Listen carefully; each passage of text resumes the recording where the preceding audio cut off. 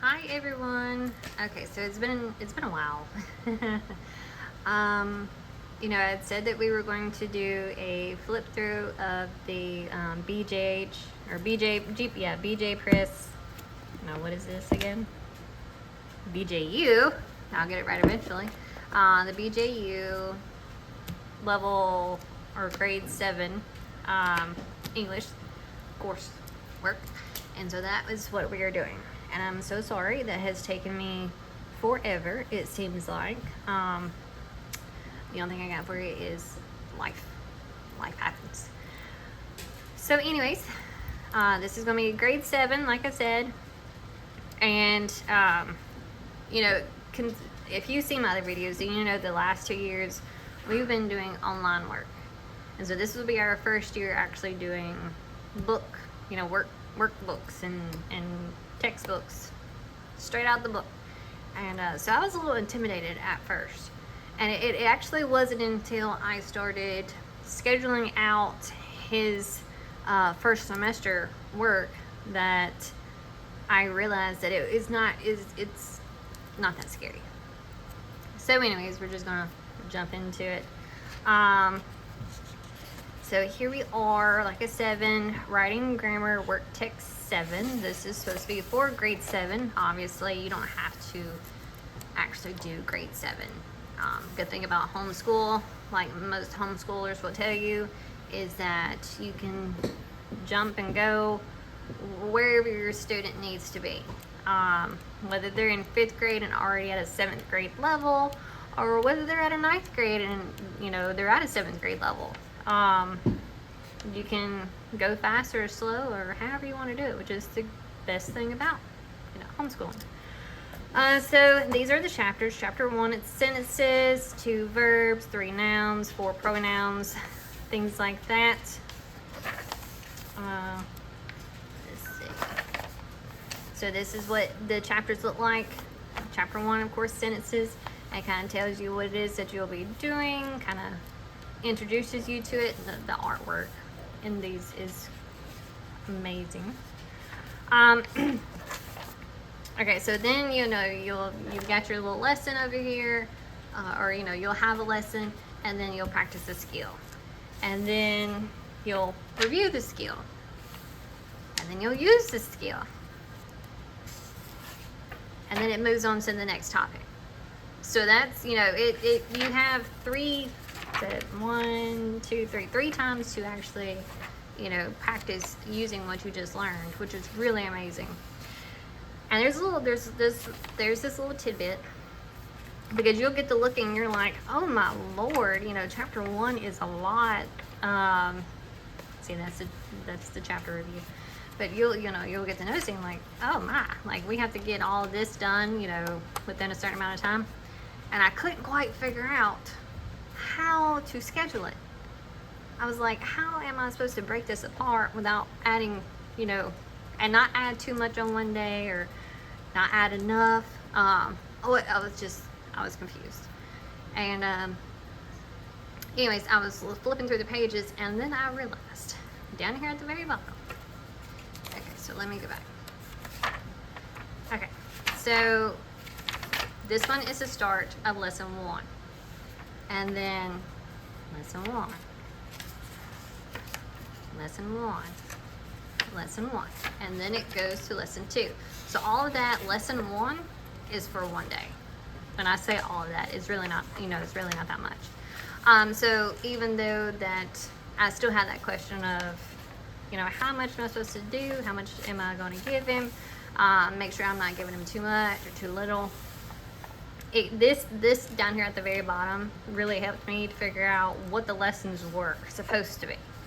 So, I know that this page, and this page is lesson 2. Well, that's not a whole heck of a bunch. So I might combine lesson 1 and 2 together, or I might combine lesson 1, 2, and 3 together, depending on how long lesson 3 was. And so, yeah, so that kind of helped me out a little bit. I was like, oh, okay, that makes more sense. But anyways, so as you can see, this is lesson 3, and it's talking about conjunctions. And then again, again, after you've learned something, they give you the practice the skill, review the skill, practice the skill, review the skill, and then you've got use the skill. Let's see, then it goes on to the next one, lesson 4, same thing, practice, review, use. And then let's skip on back to these writing worksheets or workshops. A lot of these I was kind of looking, and some of them will prompt the child to come up with their own narrative or write about an experience or, whatever. And then some of them are, you read the story, you read the mentor text, and then, you do something within it. Like you underline, you underline what you think the topic is, things like that. Let's see, we just had it. Okay, there it is. All right, so here's a chapter review. Okay, so this set, just to back up, this whole kit and caboodle came with the work text, this thing, 2 teacher manual, or whatever you want to call those. I, call them teacher manuals. I don't know what everybody else calls them. It also came with an assessment with, an assessment and then the assessment answer key.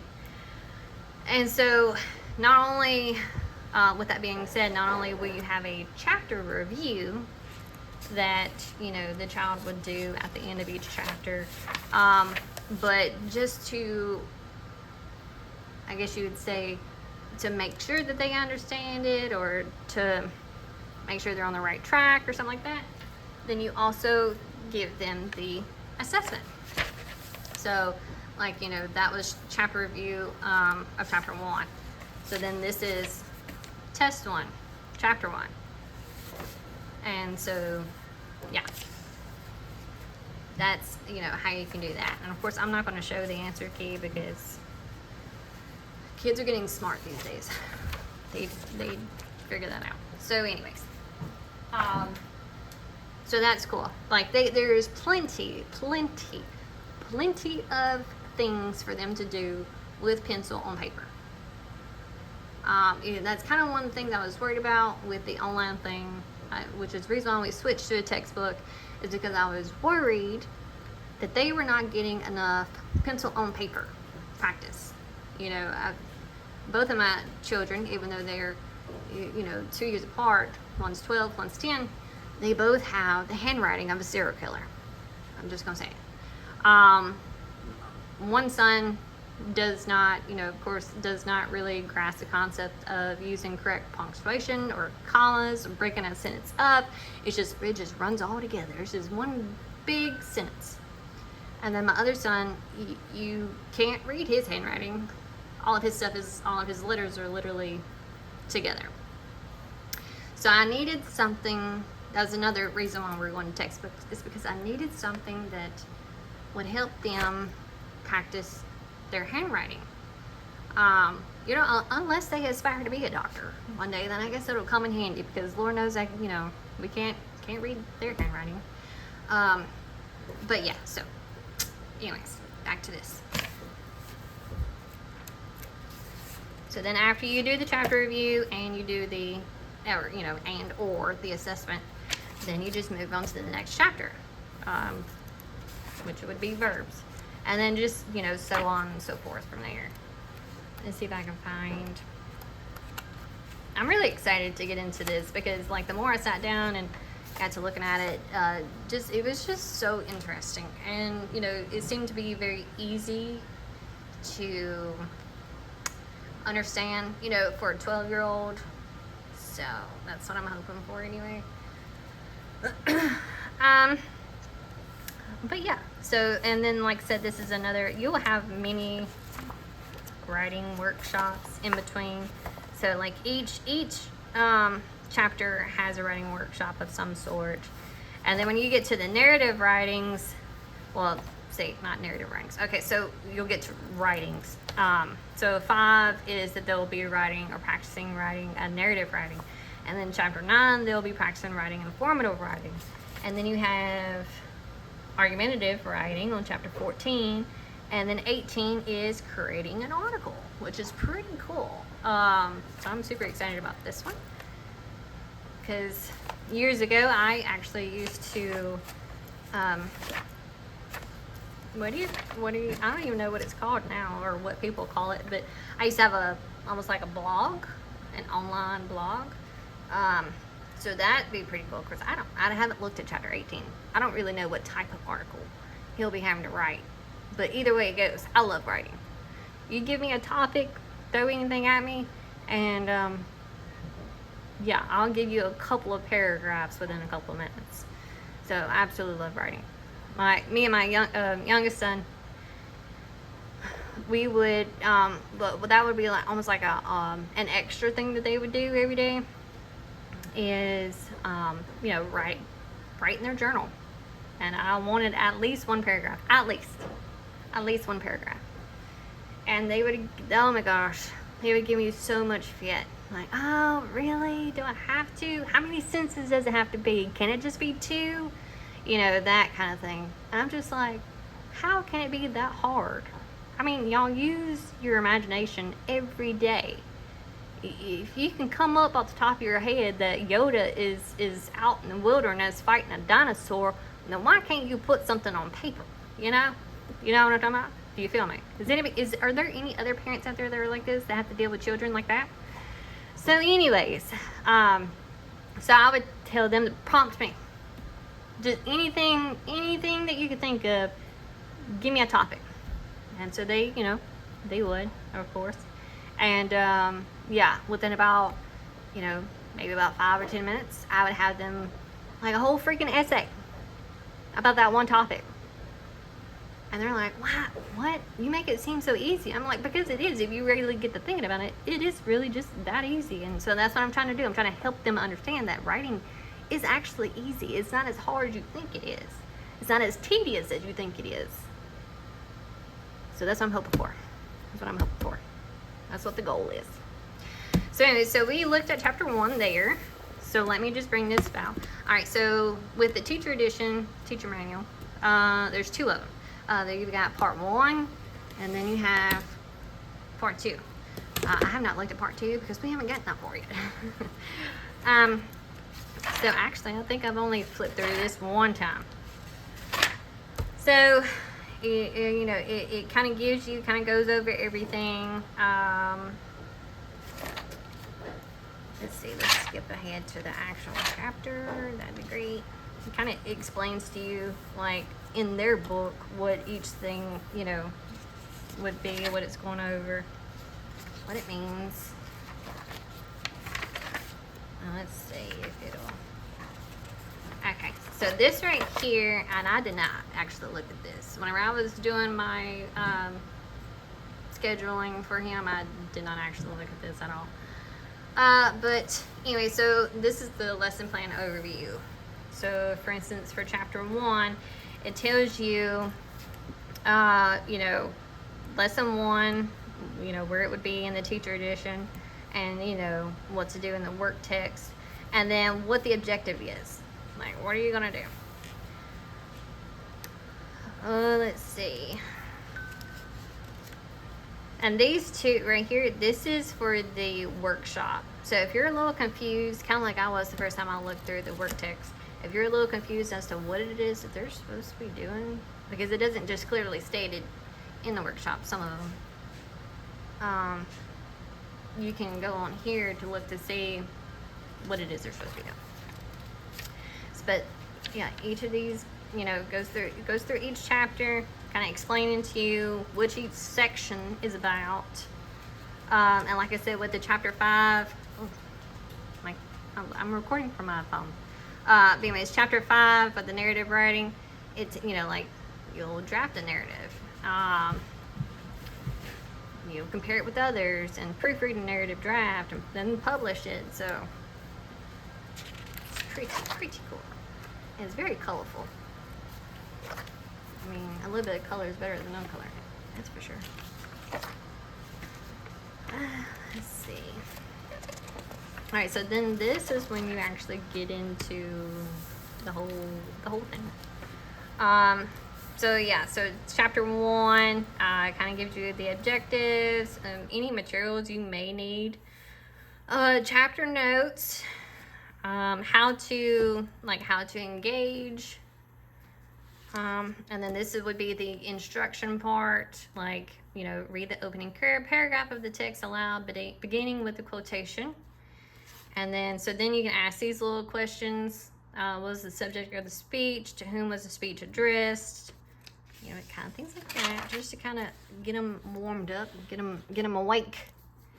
And then here, of course, here, of course, would be the answers to the practice the skill set. I forgot that they have the answers in here too. So, yes, that is kind of it. And it seems like a lot. Whenever you get to looking at it, you're like, oh my goodness, there is so much. Especially whenever, you know, you're looking at this page and you see all of that. I'm like, oh Lord, have mercy. But it's really not that bad. Let me see if I can flip through without giving off answers. That'd be great. No, not really. Okay, so we'll do it like this. So then you got the, would this be lesson number 2? Yeah, lesson 2. So yeah, you got that section. And then, you know, the engagement, like what could you do to engage with the students, materials you might need, objectives to explain it all, the, you know, instruct, and then, of course, oh Lord, there's answers everywhere. Then you got the answers here for the practice the skill in there, and all good stuff. All good. It explains it to a T. You should not be confused like I was. Because I'm one of those types of people where I just jump into it without actually looking at everything that it comes with. So, you know, halfway through the book, or, you know, halfway through scheduling, I'm like, oh, what have I got myself into? And then I flip through the teacher edition. I'm like, oh, it's not gonna be that bad. It's super easy. Super easy. But yes, that is chapter 7, writing and grammar with BJU Press. Now, as you can see through there was no reading comprehension. I wouldn't say there's none. There are some, because like I said, some of your writing workshops, they will have to read the story and then, you know, assess it, kind of thing. So technically there's reading comprehension. There's just not a lot. And so I got this, which doesn't have anything to do with writing and grammar. This is just extra. I got it because, number 1, it was cheap. Number 2, we didn't need anything extensive, okay? We're trying to get through that over there.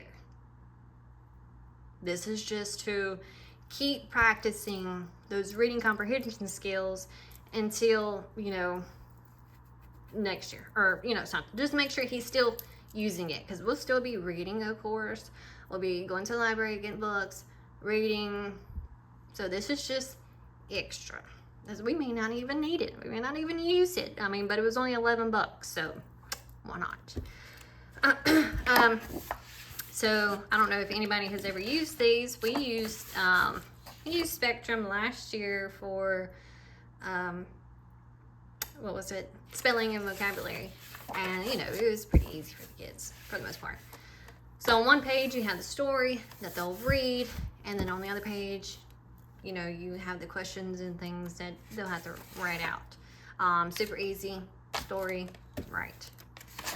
The story, right. So I figured as almost kind of like a warm-up, either before or after his actual English work, I'll have him do one story, one page. So, you know, say for instance on Monday, he'll do, you know, page 2 and 3. On Tuesday, 4 and 5. You know, things like that. Super easy. And it may not even be every day, because right now what I'm sitting at is possibly only doing school Monday, Tuesday, and Wednesday. So that's the reason why I was kind of thinking of, you know, combining some of the English lessons and like some of the math lessons. It's just so that way we're not, you know, in the middle or towards the end of summer just, you know, finishing, because of the fact that I only want to do 3 days a week of school. So that all may change. But for now, I think that's what I'm gonna do. It's 3 days, Monday, Tuesday, Wednesday. And, you know, as long as I combine 2 or 3 lessons, it's not that much of a caseload, and we will finish like we normally do. So, super easy. But that is it for the English. I will do another video for the math, and that will conclude that. Now, if anybody would like to have a English and math flip through of the Good and the Beautiful, grades 5, then comment below and let me know, and I will get that one as well. Okay, see you on the next one. Bye.